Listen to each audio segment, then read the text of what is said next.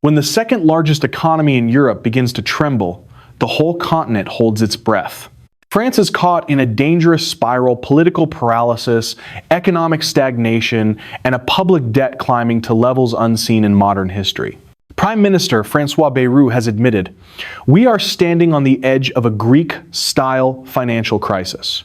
By mid-2025, France's public debt had surpassed 3.4 trillion euros, or about 114% of GDP, according to INSEE and Eurostat. Annual interest payments alone are approaching 80 billion euros, the highest since the birth of the euro. In other words, France now owes more than it produces in an entire year. It sounds like yet another European debt story, except this time the protagonist is France. Yes, some nations owe even more. Italy, around 137% of GDP. Greece, over 160%. But none carry the systemic weight of France, the country that accounts for nearly 1/5 of Eurozone output, and the only major economy strong enough to keep Germany from sliding into prolonged recession. For 51 consecutive years, from 1974 to 2025, France has spent more than it earned, not a single budget surplus in half a century. Every government has borrowed to stay alive, and every attempt at reform has ended in protests on the streets. Since the 1972nd, French retirees have seen their pensions grow faster than workers' wages. Today, the average pension has actually surpassed the average salary, a phenomenon almost unheard of in the developed world. Yet despite how clear the problem has become, French politics remains gridlocked. No party is strong enough to break the cycle of debt spending protest. Nothing captures French politics better than one word: deadlock. One side demands higher taxes. Another insists on spending cuts. A third calls for structural reform. And in the end, no one wins. The debate spins endlessly. While debt keeps ticking upward about 5,000 euros every second, according to France's Ministry of Finance, it's as if the country is trapped in a permanent political loop. A new government comes in, vows to start fresh, tightens the budget, faces mass protests, collapses, and the next government repeats the exact same script. Because if France loses control of its finances, the Eurozone, built on the principle of fiscal discipline, will have no choice but to intervene. And when that happens, the very architecture of Europe's financial union could begin to shake. The irony is that, for most of the last century, France was the model of prosperity, a nation built on the promise of a benevolent state where hospitals were free, education cost nothing, unemployment came with support, and retirement meant a lifetime pension. From the moment a child was born, society whispered a quiet assurance: the state will take care of you. But every miracle comes with a price. Even with some of the highest taxes in Europe, France's revenues were never enough to fund its generous promises.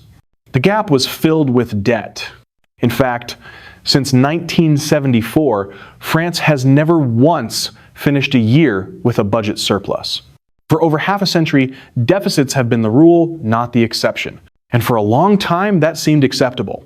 After all, debt isn't always bad.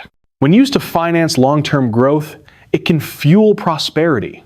For decades, France did just that. A young population, a powerful manufacturing base, and millions of taxpayers sustaining the system. It wasn't just a social policy. It was France's promise to itself. But that promise is becoming heavier than ever. In the early 1992, France still had about 5 workers for every retiree. By 2025, that ratio had fallen to just 2.6 to 1. An aging society, a shrinking workforce, fewer people paying in, more people drawing out. As a result, spending on pensions and healthcare has swollen to nearly 14% of GDP, far above the EU average of 10%. In most economies, such an imbalance would ring alarm bells. But in France, it was muffled by a kind of monetary anesthetic known as the euro. From the outside, everything still looked stable. But inside, cracks were spreading beneath the surface. Then came 2008, the first big wave, the global financial crisis. To stop the collapse, Paris poured hundreds of billions of euros into stimulus and bailouts. Tax revenues plunged as jobs vanished, while welfare spending exploded. In just 2 years, France's debt jumped from around 60% to nearly 80% of GDP. In 2020, the pandemic froze the entire economy.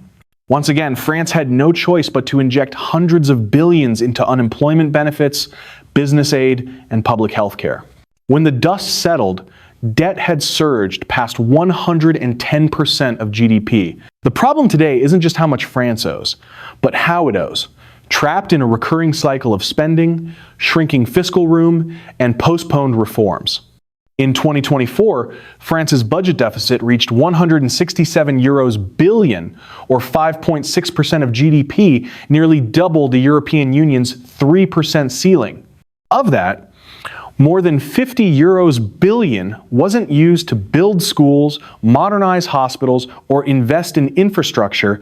It was simply interest on old debt. The price of yesterday's promises. Why can't France cut spending? Because most of its budget is locked into fixed commitments, above all, pensions. According to recent reports, the average French citizen now lives almost 11 years longer than half a century ago. That's more than a decade of extra pensions and healthcare costs for every individual. On top of that, France's labor productivity, once among the highest in Europe, has been steadily declining.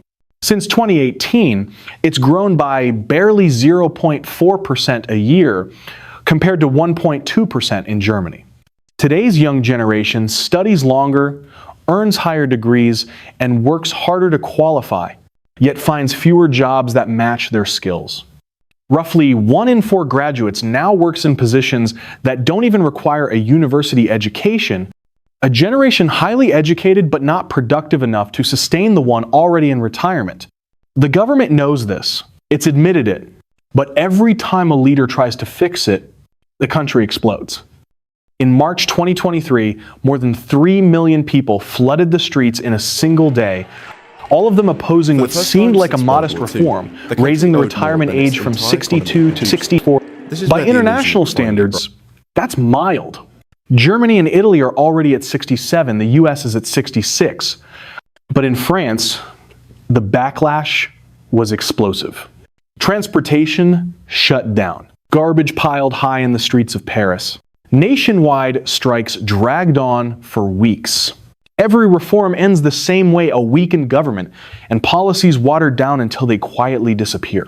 That is the trap of the French system. Reform is necessary, but anyone who dares to attempt it is crushed by the very machinery of French politics and society. Investors are watching every move, and they see 3 things clearly: soaring debt, an aging population, and a divided government. The one thing that once made France Europe's safest debtor is vanishing trust. The yield on France's 10-year bonds has climbed to around 3.3% as of October 2025, the highest in nearly 15 years, matching Italy's level. The most unsettling part? France's numbers look eerily familiar. In 2010, just before the Greek debt crisis erupted, Athens' 10-year bond yields were hovering around 3.3% before spiraling out of control within months. A wave of sell-offs pushed Greece out of international markets, and the rest became history. No one is saying France is the next Greece, but the mechanics of crisis are the same. If France truly runs into trouble, a bailout wouldn't just be difficult, it might be impossible. With over 3.4 trillion in public debt, more than the combined GDPs of Spain and Portugal, there is simply no European country big enough to carry the weight. This is the Greek crisis multiplied by 10. The European Central Bank, ECB, would almost certainly be forced to step in, buying French bonds to contain the panic, just as it did during the pandemic. But think about what that really means. When the ECB must buy France's debt to keep the system alive, it means that the entire Eurozone is being propped up by the balance sheet of a central bank. And once Paris receives rescue, Madrid, Rome, and even Berlin will demand the same. If every country expects the ECB to act as guarantor, then fiscal discipline, the foundation of the euro, effectively disappears. The irony is striking. While Europe wrestles with its debt limits, America, the same nation that once scolded Greece in 2010, is now walking the very same road. By October 2025, America's public debt topped $37 trillion, equal to more than $110,000 per citizen. Debt service costs now consume 6% of GDP, higher than total defense spending, a reality unprecedented in modern U.S. history. Even more worrying, these fiscal vulnerabilities are being exploited geopolitically. China, once America's largest foreign creditor with over $1.3 trillion in U.S. treasuries in 2011, now holds only about $780 billion, the lowest level in 14 years. It's part of a larger shift, the quiet rise of de-dollarization, as America's geopolitical rivals gradually move away from a financial system dominated by Washington. From Brussels to Washington, the numbers differ, but the pattern does not. Spending outpaces revenue, politics is paralyzed, and leaders choose to borrow rather than reform. France's story is a warning about the limits of safety. No system is permanently stable once public trust begins to erode. A strong democracy isn't measured only by elections, but by its ability to tell people the truth about the sacrifices that must be made. For decades, France delayed reform for fear of angering its citizens. But when the cost of borrowing spirals out of control, the people lose far more than pensions. They lose the entire model that promised them security in the first place.